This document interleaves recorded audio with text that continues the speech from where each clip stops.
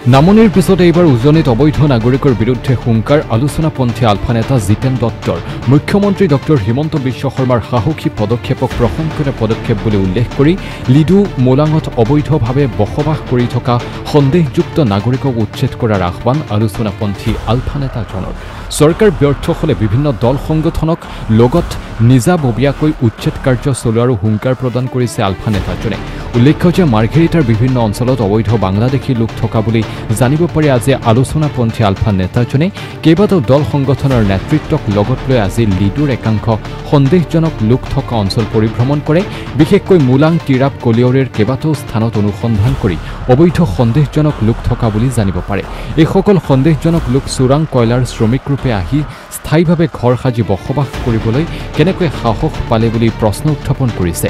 সন্দেহজনক বাংলাদেশী মূলৰ মুছলমান লোকসকল উজনিৰ বিশেষকৈ তিনিচুকীয়াৰ বিভিন্ন অঞ্চলত সংস্থাপিত কৰা লোকসকলৰো এখন তালিকা প্ৰস্তুত কৰা বুলি উল্লেখ কৰি এই সকল লোকক তদন্তৰ আওতালৈ অনাৰ বাবে চৰকাৰক আহ্বান জনায় আলোচনাপন্থী আলফা নেতাজনে। 2-3 বছৰৰ ভিতৰতে মাৰ্ঘেৰিটাৰ লিডু বিভিন্ন ঠাইত হাজাৰ হাজাৰ মিয়া মুছলমানে চৰকাৰী ভূমি বেদখল কৰিব বুলি অভিযোগ উত্থাপিত কৰিছে। সামাজিক মাধ্যমত চৰ্চিত হৈ থকা মিয়া লেণ্ড দাবী কৰা সন্দৰ্ভতো সৰব হৈ পৰে আলোচনাপন্থী আলফা নেতাজন। মিয়া জনসংখ্যা এনেদৰে বৃদ্ধি পাই থাকিলে এদিন মিয়াই ইছলামিক ৰাষ্ট্ৰ দাবী উত্থাপিত কৰিব বুলি তাৎপৰ্যপূৰ্ণ মন্তব্য কৰে।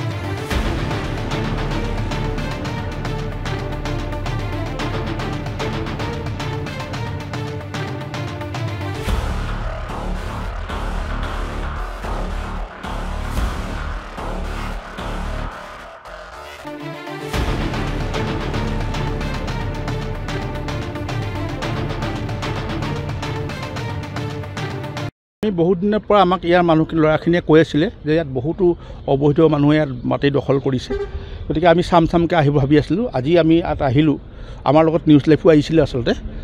এতিয়া আপোনালোকো আহিছে। আপুনি মোলাঙৰ ফালে যাব, END মাথাউৰিটোত আপুনি 3-4 কিলোমিটাৰ এৰিয়া END মাটিত শ মানুহ বহি আছে, চব অবৈধ বেদখলকাৰী, চব বাহিৰৰ পৰা অহা।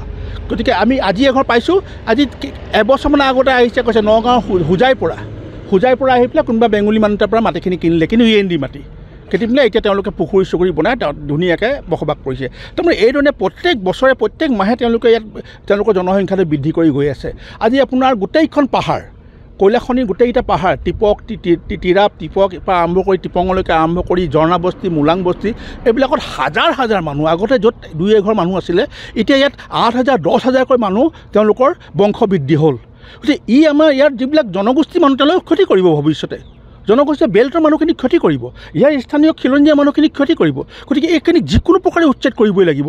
আমি গোলাঘাটৰ উৰিয়াংঘাটত দেখিলোঁ কি ধৰণৰ তেওঁলোকৰ বংশ বৃদ্ধি ঘটিছে, ইয়াতো তেওঁলোকৰ সেই ধৰণৰ বংশ বৃদ্ধি ঘটিছে, কিন্তু এইখিনি দৃষ্টি আজি চৰকাৰৰ ওচৰত পৰা নাই। গতিকে আপোনালোকৰ যোগেদি আমি চৰকাৰক দৃষ্টিগোচৰ কৰিছোঁ আৰু অতি সোনকালে এইখিনিক উচ্ছেদ ঘটাবৰ কাৰণে আমি আহ্বান জনাইছোঁ। আজি উৰিয়াংঘাটত মিয়ালেণ্ডৰ দাবী কৰিব পৰা হৈ গ'ল, গতিকে আজি মিয়ালেণ্ড দাবী কৰিছে। কাইলৈ যেতিয়া এইবিলাকতো যেতিয়া তেওঁলোকৰ বংশ বৃদ্ধি হৈ পেলাই আজি তেওঁলোকে নিজেই কৈছে আমাৰ 1,40,00,000 আমি মিয়া আছোঁ বুলি, আৰু 10 বছৰৰ পিছত এই 1,40,00,000টো 3 কোটিলৈ ৰূপান্তৰিত হ'ব।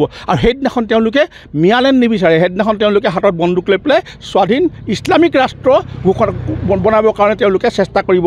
বাংলাদেশে কৈ আছে অসম আমাৰ, ত্ৰিপুৰা আমাৰ বুলি ঘোষণাই কৰি আছে, আৰু এক বৃহৎ ইছলামিক ৰাষ্ট্ৰ বনাবৰ কাৰণে তেওঁলোকে চেষ্টা কৰি আছে। আৰু সেইটোক বাস্তৱ ৰূপায়ণ কৰিবৰ কাৰণে এই ধৰণৰ আগ্ৰাসনবিলাক চলিছে।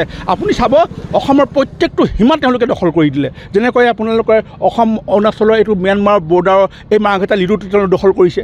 আমাৰ লখিমপুৰ অৰুণাচলৰ সীমাত লখিমপুৰত তেওঁলোকে দখল কৰিছে।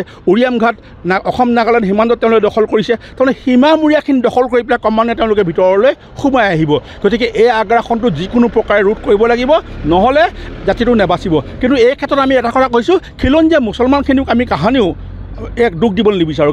খিলঞ্জীয়া মুছলমানখিনি অসমীয়া জাতিৰ অংগ, তেওঁলোকৰ ক্ষেত্ৰত আমি কেতিয়াও এই মুছলমান মিয়া বুলি কওঁতে তেওঁলোকক আমি দুখ দিব বিচৰা নাই। খিলঞ্জীয়া মুছলমানখিনি সদায় আমাৰ লগত আছে, সদায় আমাৰ লগত থাকিব। কিন্তু তেওঁলোককো কৈছোঁ যে তেওঁলোকেও চিনাক্তকৰণ কৰক এই মিয়া মুছলমানবিলাক এইফালে সম্প্ৰসাৰণ ঘটাত, কাৰণ তেওঁলোকৰো কিছু মানুহৰ হাত আছে, তেওঁলোকক নিজৰ ঘৰত লুকুৱাই ৰাখি এইবিলাকত কামত লগোৱা। গতিকে এই ক্ষেত্ৰত খিলঞ্জীয়া মুছলমান লোকসকলৰ আমি সহায় বিচাৰিছোঁ, তেওঁলোকে যাতে আমাক সহায় কৰে এই মিয়া মুছলমানবিলাকক আমাৰ ইয়াৰ পৰা উচ্ছেদ কৰি তেওঁলোকক খেদাই পঠিয়াত। ব্যৱসায়ীসকলে কৰে যিসকল লোকৰ মানে ছত্ৰছায়াত এই লোকসকল আহে সেইসকলক কি ব্যৱস্থা লোৱা উচিত? চোৰাং কয়লা বেপাৰী আমি ইতিমধ্যে কাৰ নেতৃত্বত ইয়াত মিয়া লোকসকলে আশ্ৰয় লৈছে, আমি তাৰ তালিকা প্ৰস্তুত কৰিছোঁ, চৰকাৰৰ ওচৰত দিম।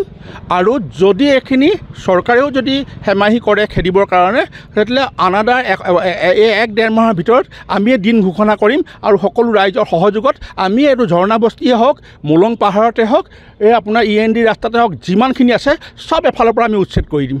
আমি আমাৰ মাটিও সুৰক্ষিত কৰিম, এইটো একদম স্পষ্ট কথা।